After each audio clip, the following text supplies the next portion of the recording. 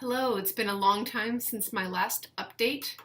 And so there's some, I think, relevant stuff if you are considering having thoracic outlet surgery or if you are recovering from it, might be useful for you to know. So I'm now over 7 months past my surgery date. I have pretty much, full range of motion, and the surgery definitely did alleviate certain symptoms. And it appears now, though, that a feature of the transaxillary, aka the under the armpit approach, can be, depending on what they find inside here, it can lead, and has led in my case, to a permanent injury of the brachial plexus nerve trunks.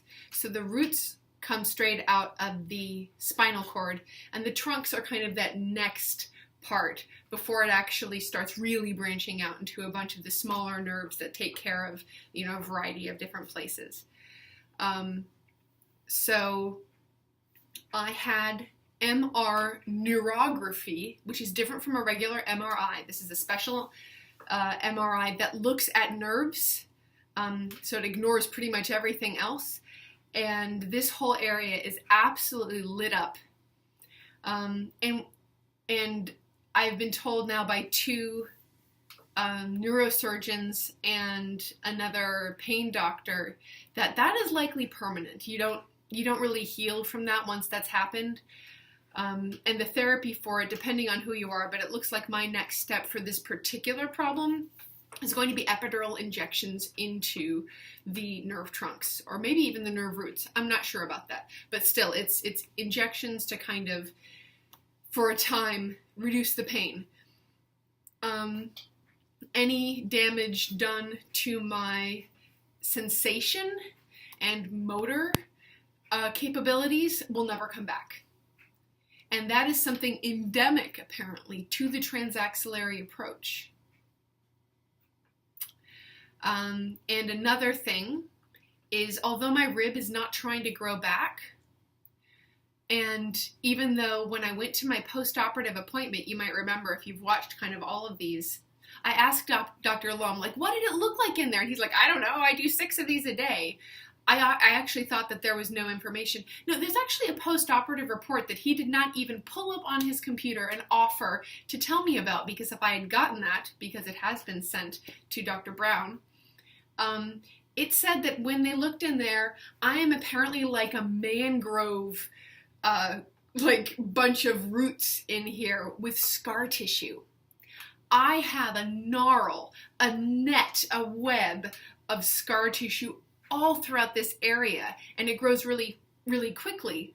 And so when they cut my rib, and then I had this neurography done January 5th, so just about 6 months from the date of surgery, it actually has added back. So I had like this little stub of a rib, and it's not that my rib is growing back, but that my body is like Spider-Man webbing, and it's actually trying to help, and it's actually starting to invade that space again. It has not gone back all the way, so my nerves are not getting crushed by the scar tissue between my scar tissue and my clavicle. Another interesting thing, though, that was on the report that nobody's even told me before, even though I've had countless MRIs and x-rays and CT scans and physical exams, I do have the extra rib. I have a cervical rib on each side. That's normally the one you remove for thoracic outlet syndrome. And they'll sometimes remove the first rib too, don't get me wrong. But, so there's that. I also have what they call an extra long transverse process on my C7. That's the bump. It goes down from your spine, and then you feel like there's this one vertebrae that's a real bump. That's C7.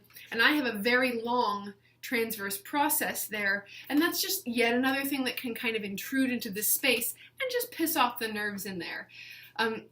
And so I'm just really surprised that like that was not something that was looked for, and maybe I don't know something. Maybe there is, I don't know.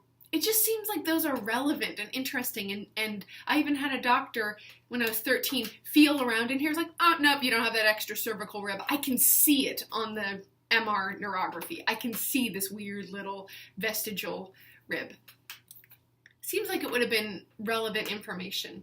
Anyway, so I know 2 people personally who had the transaxillary approach and then had scar tissue grow back, and they actually went back in through the what they call supraclavicular, right, so over the clavicle approach to actually recut the rib. That's all on the back burner for right now because I think you remember I came out of surgery and I had a lot of pain here, and then I've recently, for the past 5 months, had lots of problems walking. I've had my legs going numb. I'm having shooting pains. I'm having pains go through my elbow where I don't even have a nerve anymore because I had the surgery to transpose that. All kinds of just numbness, tingling, both sides, and it's always been my left side that was problematic. And so what we have discovered, and what is now much more important, is that I have a fairly severe case of spinal stenosis. And it's rare for people, I'm 41, it's pretty rare on people under 60, and so they tend to refer to it as like juvenile spinal stenosis.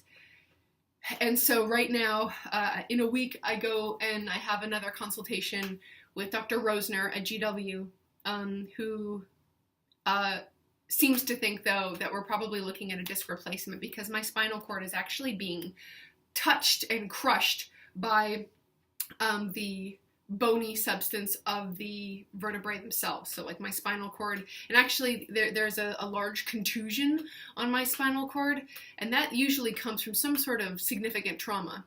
My only really significant trauma, I mean, I've fallen a couple times really hard in ice hockey. The only real like big trauma I ever had was when I was 20 years old. I was in a pretty significant car accident with my parents, and I had really severe whiplash, and I didn't play the cello for like 3 weeks. So they said, well, you know, because car accidents and especially whiplash, like you do see this kind of bruise on the spinal cord. Anyway, so, and there's some theory that they're floating that a trauma surgery can be considered a trauma to trigger spinal stenosis. I'm not seeing anything though that seems like consensus by any of the major like studies or publications, so I don't know, but that's just something I'm considering.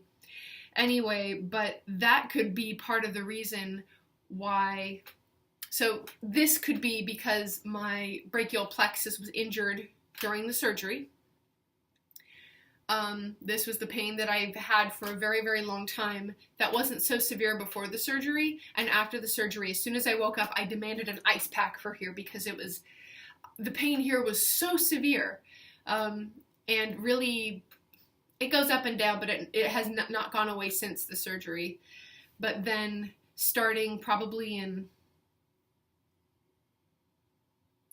at the end of August, right when I tried resuming activity, that's when I started noticing things like my legs falling asleep and numbness and tingling and stuff like that. So it's just, it's complicated, and also, I am so lucky that I have found a couple doctors now who are not scared by how complicated things are, and that I might have actually multiple things. So I might have a ton of scar tissue.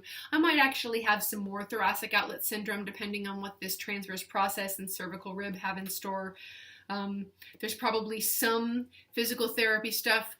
Being an anxious person probably has, it doesn't cause it, but it certainly could make the pain worse. There could also be conditions, not neurologically, but just that my system is so used to being in pain that I probably have a stimulus of like, you know, a 2, but I register it as an 8, all this kind of stuff. So I think I've now found a group of people who are interested in me and my story and getting me, the whole person, back in a more functional way of being. And don't get me wrong, I think that Dr. Lum did, I mean, he's good at this surgery, and I suspect that anybody doing the transaxillary approach would probably have damaged my brachial plexus, because there's probably so much scar tissue in there that you probably had to jar it. Or maybe it was just very sensitive. Maybe I'm just prone to that. What I am left feeling a lack of is a complete sense of like how this fits into my general health. And I didn't know any of what was on that post-operative report until he sent it to another doctor who's like, did you know this? You should know this, because your brachial plexus was not damaged like that before the surgery, and afterwards it certainly was. So this is all stuff just to consider. And as always, I am here if you have any questions that I haven't answered.